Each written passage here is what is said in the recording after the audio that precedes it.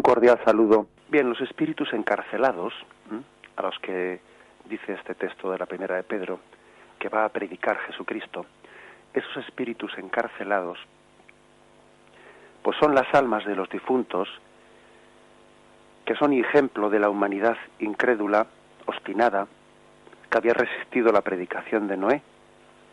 Se encuentran en prisión, esto es, no solamente están en la residencia de los muertos, en el Seol, sino que están en cadenas, en las cadenas de su pecado.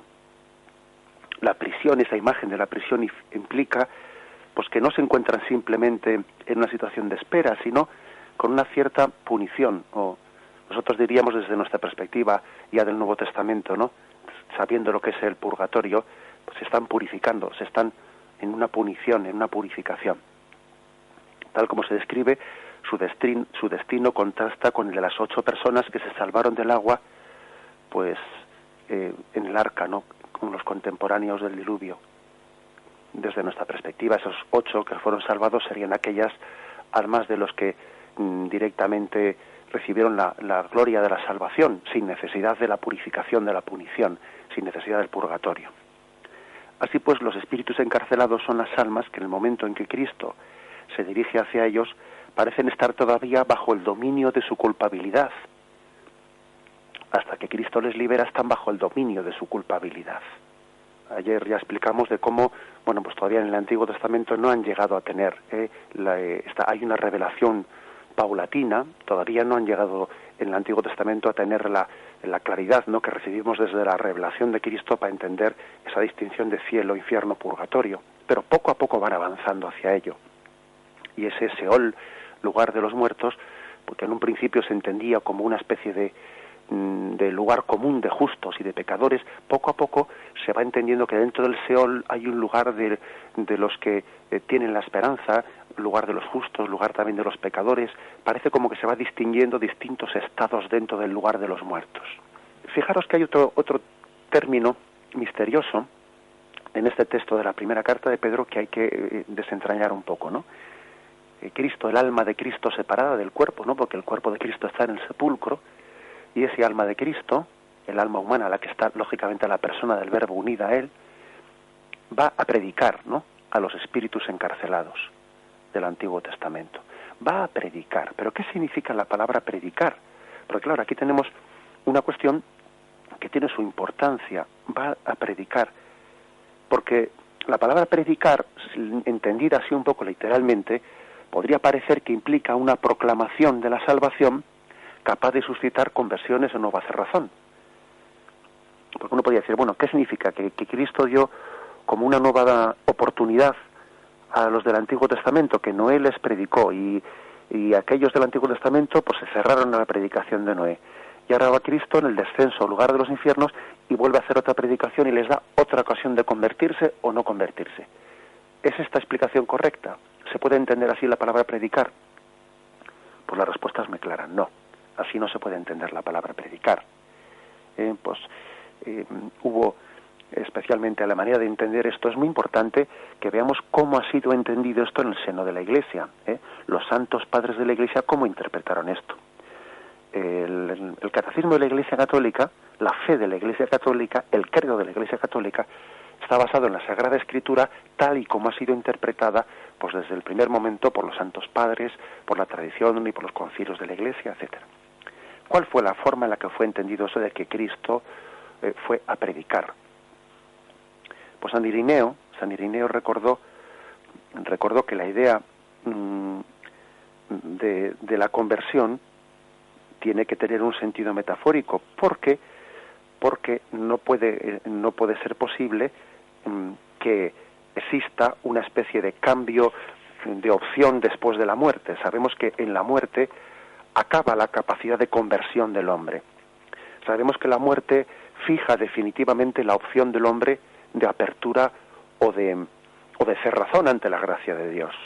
Hay muchos textos de la Sagrada Escritura que hablan de eso, que después de la muerte no es posible la conversión, que la muerte de una manera fija definitivamente la opción del alma, pues abierta a la gracia o cerrada a la gracia. Una cosa es que uno necesite purificación después de la muerte, que puede necesitarla por todos sus pecados, pero el alma que está en el purgatorio está abierta a la gracia. Y por eso precisamente se purifica, porque está abierta a la gracia. Ahora, lo que no es posible es que el alma que está cerrada a la gracia, que está en la condenación, se convierta después de muerto. ¿Me explico? Eso es.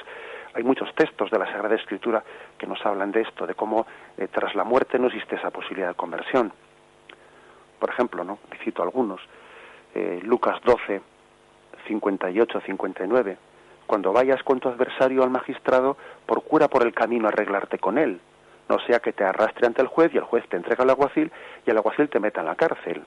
Te digo que no saldrás de allí hasta que hayas pagado el último céntimo. Es decir, arréglate por el camino antes de llegar allí, porque si allí te condenan, después no te vas a poder arreglar después ya.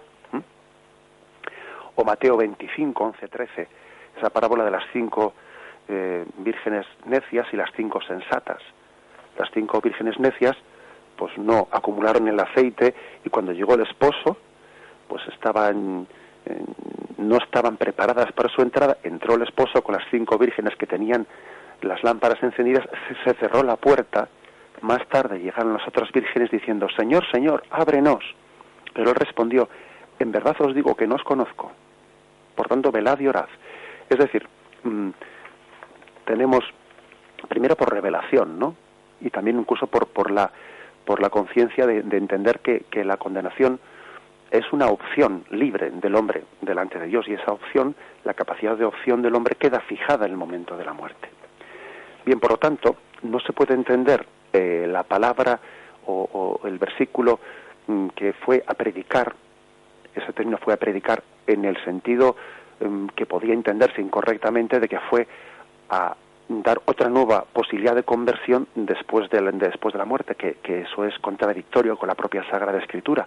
No se puede entender, no se puede explicar un versículo de la Sagrada Escritura en contradicción con el resto de la Sagrada Escritura, porque sería lógicamente una contradicción. Hay que interpretarlo de una manera acorde con el resto de la Sagrada Escritura. Es decir, el Salvador, Cristo, no pudo liberar sino a aquellos que habían muerto en estado de gracia, ya que este destino del hombre queda así, ¿no?, fijado por la muerte. Esto pues forma parte de la doctrina pues de San Irineo, San Juan Damasceno y santos padres pues incluso hasta del siglo II, ¿no?, como en el caso de San Irineo. Fijémonos, por lo tanto, en la imagen tan hermosa y tan profunda que aquí se está fijando, que aquí se está transmitiendo. Voy a leer el texto del primero de los 2 puntos que todavía no hemos leído del Catecismo, y tras leerlo haremos una breve pausa antes de continuar. 634. Hasta los muertos ha sido anunciada la buena nueva. El descenso a los infiernos es el pleno cumplimiento del anuncio evangélico de la salvación. Es la última fase de la misión mesiánica de Jesús, fase condensada en el tiempo, pero inmensamente ampliada en su significado real de extensión de la obra redentora a todos los hombres de todos los tiempos y de todos los lugares, porque todos los que se salvan se hacen partícipes de la redención. Y el 635 dice: Cristo, por tanto, bajó a la profundidad de la muerte, para que los muertos oigan la voz del Hijo de Dios, y los que la oigan vivan. Jesús, el príncipe de la vida, aniquiló mediante la muerte al Señor de la muerte, es decir, al diablo, y libertó a cuantos por temor a la muerte estaban de por vida sometidos a la esclavitud. En adelante, Cristo resucitado tiene las llaves de la muerte y del Hades, y al nombre de Jesús toda rodilla se dobla en el cielo, en la tierra y en los abismos. Y luego termina este punto transcribiendo algunos párrafos de una homilía del Sábado Santo, que recoge el oficio de lecturas en la liturgia del Sábado Santo, que luego podremos leer. Como veis, pues, una riquísima doctrina en la que se pone imagen del Cristo libertador de nuestras cadenas, de las cadenas que tiene el pecado en nosotros. Porque es cierto, aunque nuestra alma tenga una opción por Cristo, aunque queramos ser fieles seguidores de Cristo, qué difícil es, ¿no?, que el pecado no nos ate, no nos quite libertad con sus cadenas.